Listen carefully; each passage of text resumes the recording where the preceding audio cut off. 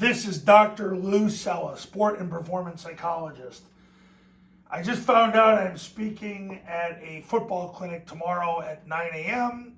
I don't usually speak at football clinics, but it's for one of my best friends, so I told him I would step in and do it. I actually was just going to go down there and hang out anyway, so now I'm speaking, and he said, well, what would you like to speak on? I said, zone dive.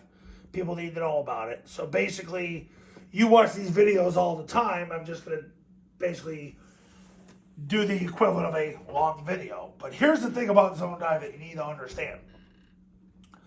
There's 4 priorities. There's the wedge, the landmarks, the fan, and then the backside perimeter. Okay, so the wedge. The wedge is a 6-man wedge. So the 6-man wedge is the number 1 priority.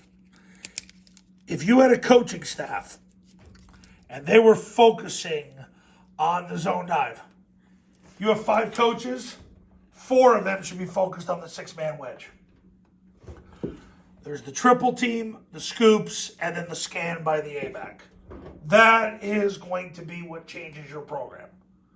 The 6-man wedge is number 1. Getting movement on that triple team is so important. Canceling the backside gaps is so very important. The most important thing of all is the A-back stepping through the play side tackle, leaving no green in between off his hip, 2-hand slamming whoever shows, and if nobody shows, go to the second level. Sometimes I think it's almost better to tell the play side A-back, go to the second level unless somebody threatens your personal space, and if so, 2-hand slam them. A lot of times I think you're better off saying that. So this is the guy, I'm going to tell you right now, that will change the game. He'll change the game. The triple team has got to get moving. If 3 people can't move 1, and you're that much of a limper, it is what it is. You're going to lose the game. Happens to Air Force. Air Force couldn't get movement on Hawaii. They lost this year. They couldn't get movement on Boise. They lost. And I'll tell you what, it's unfortunate. But can't get moving on the triple team. If 3 people can't move 1, you're at a point of no return. That much vast physical superiority cancels all theory.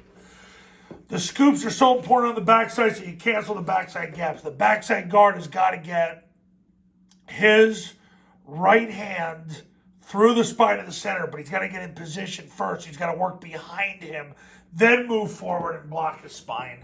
Backside tackle's got to do the same thing to the backside guard. The 6-man wedge is 80 to 95% of the success of the play.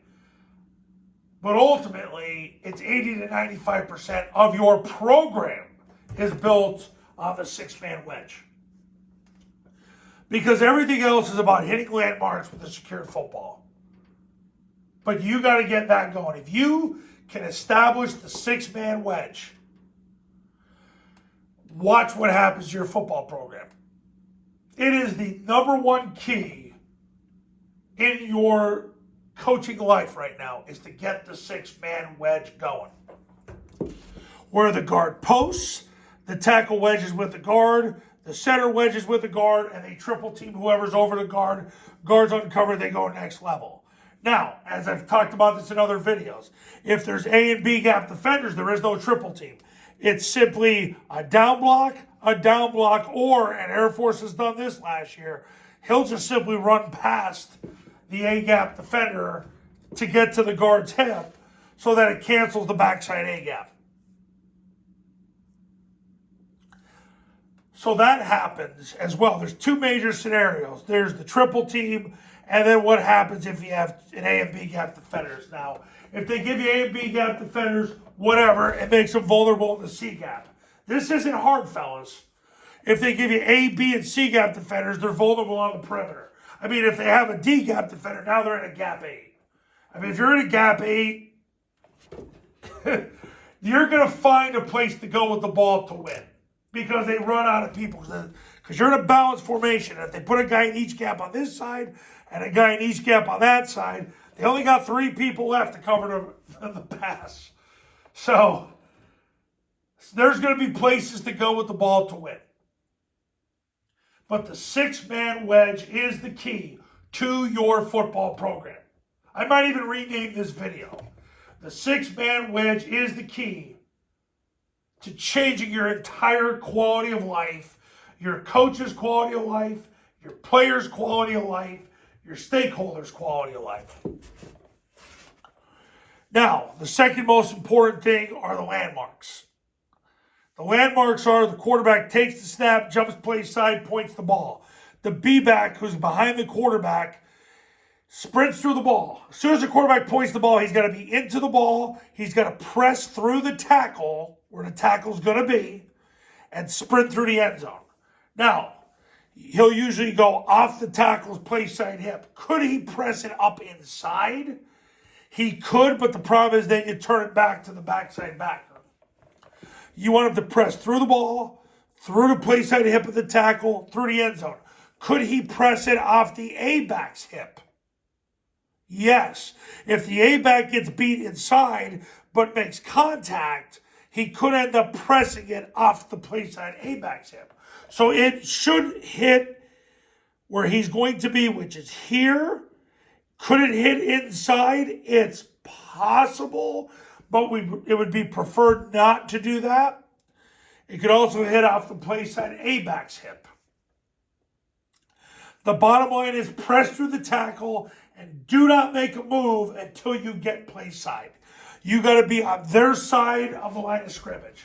Because if you cut too early, you're going to create the best chance of a zero gain play.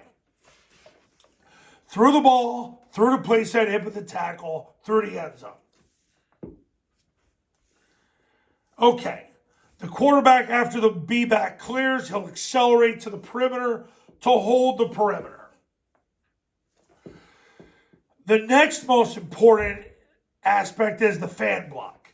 This guy, and I can tell you this right now from watching Air Force all last year, he'll step with his inside foot and get up the field, and whoever's in the D-gap from a 9-tech out, he'll get his heels past the heels of that player, then anchor down. The most important thing is he gets up the field to get positional leverage.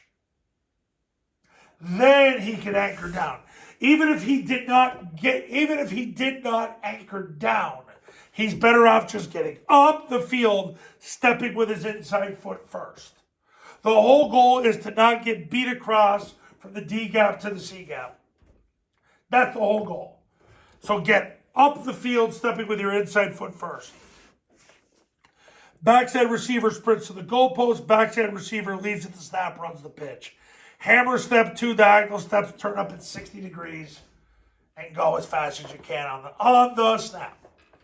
Those are the 4 zone dive priorities. But, once again, from here, here, here, here, here, that is about 95% of the coaching you're going to do. The ball, just press through the tackle and go. But the key is the 6-man wedge. If you have 5 coaches on staff, 4 of them should be focused on the wedge. 1 of them should be focused on the B-back with eyes on the perimeter people. That's it. That's what's going to get you where you need to go.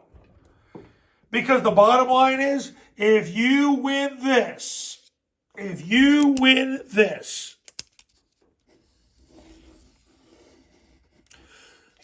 that, your food will taste better. Unattractive women will start to look attractive. Everything will smell better when you walk out and smell freshly cut grass. It will be heavenly. Everything gets better when you get the wedge going. That 6-man wedge controls your happiness. Now, if you're ready to win big and learn how to make that 6-man wedge go, pick up the phone and give me a call. My number is on the thumbnail of this video. So is my website.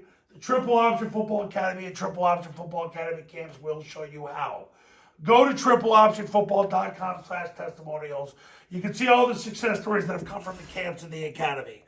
The 6-man wedge will change your football life. Get it going. Watch you win big. And I'll have you on the testimonial page once you're my client and you win big after a couple months.